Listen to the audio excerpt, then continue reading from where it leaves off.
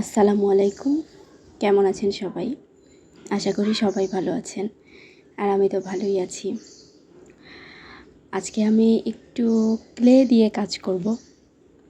আমি কোনোদিনই ক্লে দিয়ে কাজ করি নাই। এগুলো হচ্ছে ফোম ক্লে।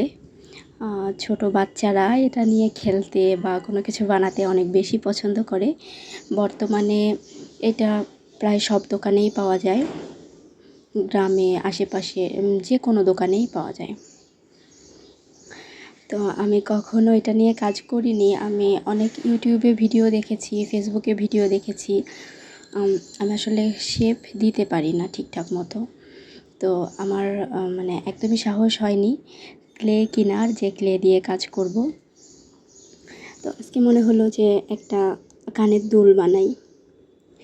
আমার পুরাতন কানের দুলের হুক ছিল, সেটা থেকে আর কি আমি সেটা কেটে নিয়ে আমি তো শেপ দিতে পারি না, যেমন পারি আর কি তেমনভাবেই একটু শেপ দেওয়ার চেষ্টা করলাম।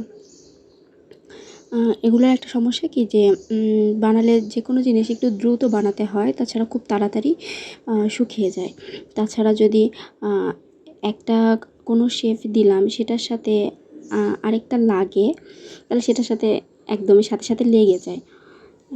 এই জন্য ক্লের কাজটা আমার কাছে একটু কঠিনই মনে হয়।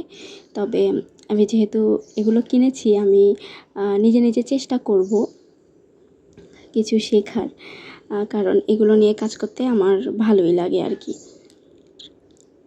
তো আপনাদের যদি এই ক্লে সম্পর্কে অনেকেই জানে, অনেক ভালো কিছু জানে যে কীভাবে কাজ করা যায়, সাজেশন থাকে, তো সেগুলো আপনারা চাইলে আমাকে কমেন্ট করে জানাতে পারেন।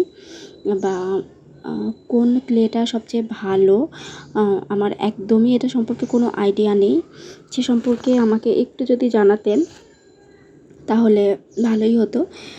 তাছাড়া হ্যাঁ, সবচেয়ে গুরুত্বপূর্ণ যেটা আমার জানতে চাওয়ার, সেটা হচ্ছে ক্লেতে কাজ করার পর অনেক সময় বিভিন্ন ধরনের রং করা হয়।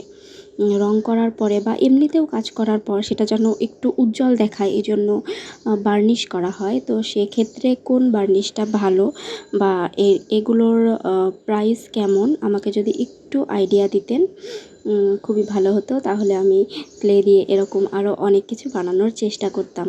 সবাই ভালো থাকুন।